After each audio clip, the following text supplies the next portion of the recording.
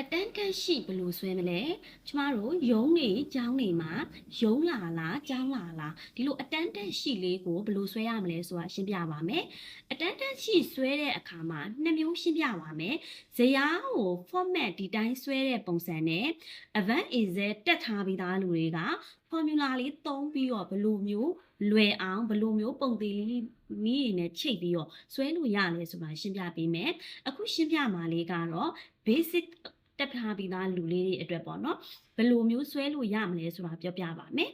ဟုတ်ပြီပထမဆုံးအနေနဲ့ကကျမတို့ကဒါကြိုက်တယ်လို့ဆွဲလို့ရတယ်ဒီမှာကျမကကြတော့ဒီနေရာမှာ January February လရောက်သွားပြီဆိုရင် February လဇယားလေးပြောင်းသွားစေခြင်းနဲ့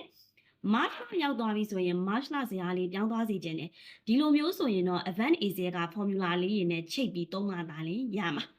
တကယ်လို့ဒီနေရာမှာ Advanced Excel မရသေးဘူးကိုကအခြေခံပဲသင်ပြီးရသူဆိုရင်တော့ရိုက်ထဲမှာသာလင်ရမှာပါဟုတ်ပြီနံပါတ်1ကဒီတိုင်းလေးပဲကျမတို့ month ရေးမယ်နောက်ကလရေးမယ်ပေါ့နော်သူနဲ့ပတ်သက်ဆိုင်တဲ့လပေါ့ပြီးရင် year ဆိုရင်ဘယ်နှစ်အတွက်လဲဒီမှာကျမက3နှစ်စာအတွက်လုပ်ပေးထားပါတယ်ဒါဆိုရင်ဒီနေရာမှာ January လအတွက်ကျမဆွဲကျင်နေဆိုရင် January လမှာဘယ်နှစ်ရက်ထိရှိလဲသိရမယ်ဥပမာ30ရက်နဲ့ဆုံးတာလား31ရက်နဲ့ဆုံးတာလားဒီလိုမျိုးသိရပါမယ်ဟုတ်ပြီဒီဘက်မှာကျတော့ကျမက employee ID လေးရေးထားတယ်ဒါကိုယ့်ရဲ့ company တွေကျောင်းသူကျောင်းသားတွေဆိုလဲဒီကျောင်းသားကတ်ကလေးတွေရဲ့ number တွေရှိတယ်ပေါ့နော်အဲ့ number ကလေးတွေရေးဖို့ထားမယ်ပြီးရင်နာမည်လေးရေးမယ်ပြီးရင် position ရေးမယ်ပေါ့ဒါကတော့ရုံးအတွက်ကိုဦးစားပေးပြီးလုပ်ထားတာပါဒီနေရာမှာကျောင်းသားဆိုလို့ရှိရင်လည်းဘယ်အတန်းမှာတက်နေရလဲဥပမာ class A လား class B လားအဲ့လိုမျိုးလေးတွေရေးလို့ရပါတယ်ဒီနေရာမှာဟုတ်ပြီဒါဆိုရင်ကျမတို့ကဒီနေရာမှာ basic အနေနဲ့ရေးမယ်ဆိုရင်တော့ကျမတို့ကဒီမှာရိုက်ထည့်ရုံမယ်ရိုက်ထည့်ရုံပဲဘယ်လိုပုံစံမျိုးလေးလဲဆိုရင်ဒီဟာလေးကိုဒီတိုင်းလေးပဲ copy ပြုလိုက်ပါမယ် control C ဒီနေရာလေးလောက်မှာပဲ control V နဲ့ copy ပြုလိုက်မယ်ပြီးရင်ဒါကိုလည်းအဲ့တိုင်းလေးပဲ control C ကျမကမရေးတော့ဘူး control V လေးအတိုင်းပဲ copy ပြုလိုက်မယ်ပြီးရင်ဒီနေရာဒါကကြတော့ basic သမားလေးတွေအနေနဲ့ကကြတော့ကျမတို့ကဒီဘယ်နှစ်ရက်ကစလဲဘယ်နှစ်ရက်ကဆုံးတယ်ဆိုတာကိုယ့်ဟာကိုရိုက်ထည့်ရမယ်ဘယ်လိုပုံစံမျိုးလဲဆိုရင်အခုဆိုရင် January လ1ရက်ကစမယ်ဆိုလို့ရှိရင်1 January လ1ရက်ရိုက်ထည့်ရမယ်ပေါ့နော်ကိုယ့်ဟာကို keyboard ကရိုက်ထည့်ပါမယ်ဒါဆိုရင် keyboard ကရိုက်ထည့်တဲ့အခါမှာကျမတို့ကကိုယ့်ရဲ့ computer ရဲ့အောက်ခြေမှာရှိနေတဲ့ format အတိုင်းပဲရိုက်ထည့်မယ် computer ရဲ့အောက်ခြေမှာရက်ကစလာရင်ရက်ကိုရိုက်မယ်ကွန်ပျူတာရက်ဆွဲရဲ့ date တိုင်းပဲရိုက်မယ်ပေါ့နော်ဒီမှာရဲ့ကွန်ပျူတာကကြတော့ရက်ကစလာတာဖြစ်တဲ့ sorry လကစလာတာတလစလာတယ်ပြီးရင် mine နဲ့ဒီ slash ငင်းဆောင်လေးပဲသုံးမယ် full stop လုံးဝမသုံးပါနဲ့ Excel မှာ full stop ဒီရက်ဆွဲ format မဟုတ်ပါဘူးtip mine နဲ့တလတရက်ပေါ့2026လို့ရေးလိုက်မယ်အန်တာနှိပ်လိုက်မယ်ဒီမှာတော့တန်းမပေါ်ဘူးအကွက်ချင်းနေလို့မလို့เนาะဒါဆိုကျမဒါလေးကိုနှစ်ကွက်ကလေးပေါင်းလိုက်မယ်ပေါ့ Martian Sun ဒီမှာ tick လို့ပေါ်နေတယ်အဲ့ tick လို့ပေါ်နေတဲ့ဟာလေးကိုကျမဒီအပေါ်နားလေးကဒီ number group home tab က number group ကဒီအပေါ်နားလေးကညာကိုနှိပ်မယ် short date ဆိုတဲ့စာလေးကိုရွေးလိုက်မယ်ဒီပုံစံတိုင်းလေးတိုင်းဖြစ်ချင်တယ်ဆိုရင်တော့ဒီ dialog box လေးကိုတစ်ချက်နှိပ်လိုက် date မှာနှစ်ခုတွဲပါတဲ့စာလေးကိုရွေးမယ်ဒီမှာ14 March လို့ပေါ်နေတဲ့ format ကလေးကိုရွေး okay နှိပ်လိုက်ဒီလိုမျိုးလေးပေါ်သွားပြီဒီအလဲကောင်မှာတော့သူရေးခိုင်းတဲ့2ဆိုတဲ့စကားလုံးလေးပဲရေးမယ်နောက်ဆုံးကဘယ်နှစ်ရက်ဆုံးလဲဒါကွာကိုရိုက်ထည့်ရမှာเนาะ31ရက်မှာဆုံးမယ်ရက်ကစရေးလို့မရဘူးကျွန်မကွန်ပျူတာမှာလကစရေးရမယ်31လပိုင်း31ရက်2 3ည2 6လို့ရေးမယ်အန်တာနှိပ်လိုက်မယ်ပေါ့ဒါဆိုရင်ဒီလိုမျိုးလေးပေါ်နေရဆိုရင်လည်းစောစောလေးအတိုင်းပဲဒီနေရာကနေ short date ပြောင်းမယ်ဒီကနေတစ်ခါလေးပြောင်းလဲရတယ်ဒီမှာလတစ်ခါလေးလနဲ့ရက်နဲ့တွဲလျက်ပါတဲ့ဟာ date မှာသွားပြင်ရမယ်เนาะ date ကဒီနေရာလေးကိုနှိပ် okay နှိပ်လိုက်ဒါဆိုရင်သူ့ကိုလည်းဒီမှာနှစ်ကွက်တွဲလေးပေါင်းလိုက်မယ်အောက်ကအကွက်ကလေးနဲ့အစီပြအောင်လို့ဒါနှစ်ကွက်တွဲလေးပေါင်းလိုက်တာဒါလေးတွေကိုအလဲအညီလေးပို့လိုက်မယ်ပြီးရင်အယောင်လေးကကိုကြိုက်တဲ့အယောင်လေးခြယ်လို့ရပါတယ်အဝါအယောင်လေးခြယ်လိုက်မယ်ဒီဥစ္စာလေးကတိတာအောင်အဖြူရောင်လေးပဲထားလိုက်မယ်ဒါဆိုရင်ရသွားပြီဒီမှာဇန်နဝါရီလဆိုရင်1ရက်ကနေ31ရက်ရှိတယ်ဒါဆိုရင်ဒီအောက်မှာစပြီးတော့ရေးတော့မယ်ဒီအောက်မှာဗာလေးတွေရေးမှလဲဆိုရင်ကျမကဒီမှာ format ကလေးကိုလှအောင်ဒီနှစ်ခုရဲ့ကြားထဲမှာအကွက်ဘယ်နှကွက်ထားခဲ့လဲဆိုတော့နှစ်ကွက်ကျော်ခဲ့တယ်ဒါဆိုရင်ဒါလေးကိုကျမတို့ဘောင်လေးကိုထောက်ပြီးတော့အောက်ကိုနည်းနည်းလေးရွှေ့လိုက်မယ်ပေါ့နော်နှစ်ကွက်ကျော်ပြီးမှရေးမယ်ပေါ့ဟုတ်ပြီ နောက်ပြီးကြရင်ကျမတို့1နှစ်3လေးဇယားလေးတွေရေးရအောင်1နှစ်3လေးဇယားလေးတွေရေးမယ်ဆိုတော့ဇန်နဝါရီလ1ရက်နေ့ကနေစမယ်1ရက်နေ့ကနေစမယ်ဆိုတော့ဒီနေရာလေးမှာဒီအောက်မှာသူနဲ့ပတ်သက်တဲ့1ရက်လို့ပဲရေးတော့မယ်ဟုတ်ပြီနော်ဒါဆိုရင်ဒီမှာသူက position ရဲ့အပေါ်အကွက်မှာရေးတော့ဒီအကွက်ကလေးမှာရေးလိုက်မယ်1ရက်မိုင်းနဲ့1လို့ပဲရေးမယ်ပြီးရင်2 3ည2 6 under sorry ဒီမှာ minus ကလေးကျန်နေခဲ့တယ်ဟုတ်ပြီ1လို့ပဲကျမကဒီ format တိုင်းကြီးပေါ်နေတယ်ပေါ့နော်တကယ်လို့ပုံမှန်တိုင်းဆိုရင်မပေါ်ဘူးသူကပုံမှန်တိုင်းကကျမတို့ဒီလို short take နဲ့ပဲပေါ်မှာအကွက်ကလေးကိုနည်းနည်းကြည့်ပြပါမယ်ဒီလိုပုံစံလေးပေါ်မှာအဲ့ဒါကိုကတစ်တလုံးနဲ့ပဲပေါ်ချင်တာရက်ဆွဲတစ်လုံးနဲ့ပဲပေါ်ချင်ရင်တော့လွယ်တယ်တန်လောက်ပေါက်ညာလေးကိုပြန်သွားမယ် custom ကိုသွားမယ်ဒီနေရာမှာ type ရဲ့အောက်မှာရက်ဆွဲတစ်လုံးနဲ့ပေါ်ချင်တော့ဒီလိုပဲရေးခဲ့ပြီးရင် okay လေးပေးလိုက်ဒါဆိုရင်ဒီဖြစ်သွားပြီအဲ့ဒါဆိုရင်ကျမတို့ညာဘက်ကို series ဆွဲသွားမယ်အောက်မှာကြည့်မယ်နော်31ရက်မှာဆုံးတော့31ရက်အထိဆွဲမယ်31ရက်အထိဆွဲခဲ့ပါမယ်ညာဘက်ကိုဆွဲလိုက်တဲ့အခါမှာသူကတစ်ပြန်ဖြစ်သွားတယ်ဒါ2လပိုင်း1ရက်ရောက်သွားပြီဒီအပေါ်မှာ format သွားကြည့်လို့ရတယ်ကျမတို့ဒီမှာနှိပ်တဲ့ဥစ္စာတွေဒီ format ပဲဒီကပြင်ထားတာ formula ဘာမှစစ်လိုက်တဲ့အခါမှာရက်ဆွဲအပြည့်အစုံပေါ်တယ်ဒါဆိုရင်ပုံမှန်တိုင်းကကျမတို့32ရက်အထိမရှိဘူးဘယ်လားမှာ31ကနောက်ဆုံး31ထိရောဆွဲထားလိုက်မယ်ပေါ့နော်ဟုတ်ပြီပြီးသွားရင်ဒါလေးကိုကျမတို့ဘာလေးလုပ်လိုက်မလဲဆိုရင်အယောင်လေးဖြည့်လိုက်ဟုတ်ပြီအယောင်ဖြည့်ပြီးသွားပြီဆိုလို့ရှိရင်ဒီမှာကိုကြိုက်တဲ့အဲ့မှာတရက်နေ့ကဘာနေ့လဲကိုတလပိုင်းတရက်နေ့ဒီကြာတာပရိနေ့ဟိုကြာတာပရိနေ့ဆိုရယ်စာလေးပေါ်ချင်တာ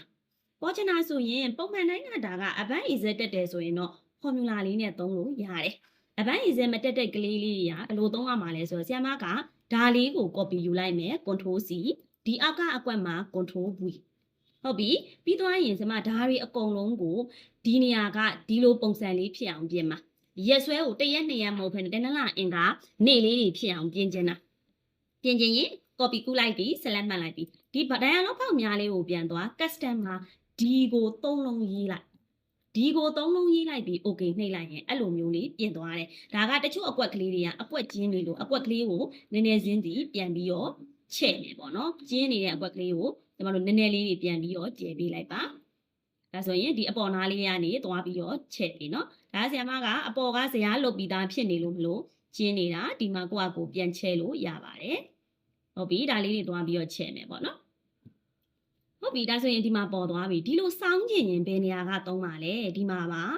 alignment group ထဲမှာ home tab ထဲကနေပဲသုံးတာ alignment group ထဲမှာဒီနေရာမှာစောင်းတဲ့ပုံစံလေးတွေရှိရဲကိုလိုချင်တဲ့ပုံစံလေးတစ်ခုကိုရွေးဒီလိုပုံစံကြီးကြိုက်တာလားအဲ့လိုပုံစံကြီးတော့မသုံးတော့ဘူး rotate ပဲသုံးလိုက်တော့မယ်ပြီးရင်အလဲကောင်အညီလေးပို့လိုက်ဟုတ်ပြီပြီးရင်ဇမကဒီနေရာမှာ all border လေးနဲ့အကုန်လုံးကိုဘောင်ခတ်ခဲ့လိုက်မယ်ပေါ့နော်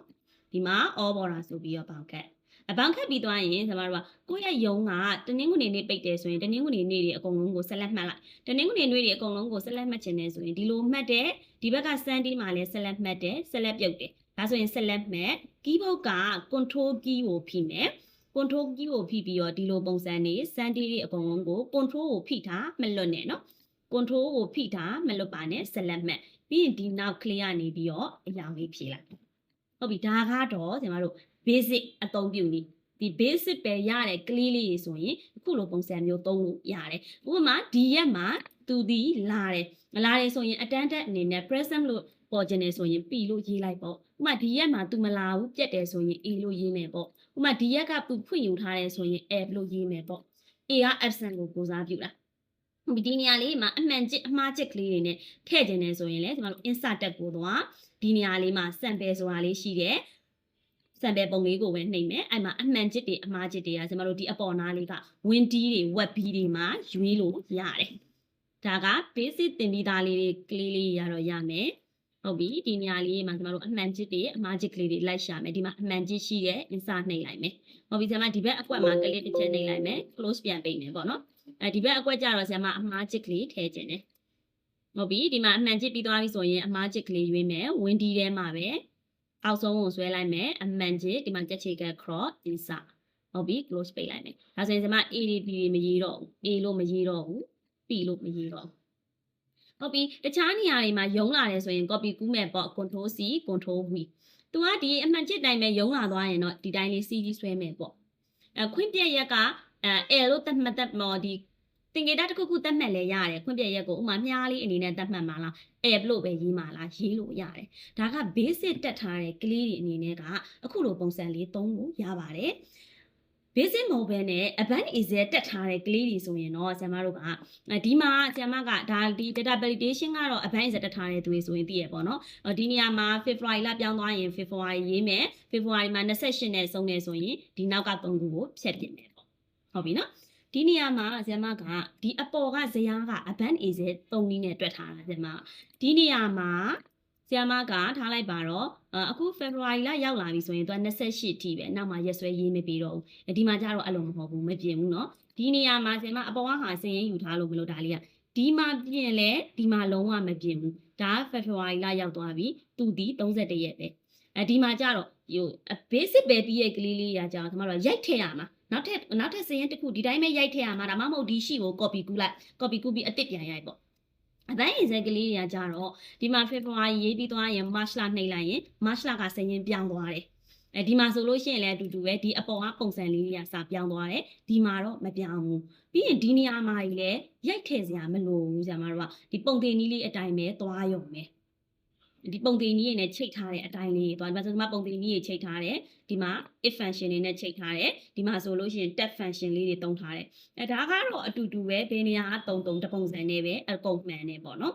ဒါလေးတွေဆိုလို့ရှိရင်ဆရာမတရက် March လလို့ပေါ်အောင်ဒီဒါနဲ့ကိုကြည့်ပြီးတော့ပဲရေးထားတဲ့ပုံစံမျိုးဟုတ်ပြီအဲ့ဒါဆိုရင်အခုရှင်းပြပေးတဲ့ဗီဒီယိုဖိုင်လေးက basic အသုံးပြုတဲ့သူလေးတွေ basic ပဲပြီးသေးတယ်ဆိုတဲ့သူလေးတွေကကျွန်တော်တို့ attendance sheet လေးကိုဘယ်လိုဆွဲမလဲဆိုတဲ့အကြောင်းအရာလေးကိုရှင်းပြပေးတာဖြစ်ပါတယ်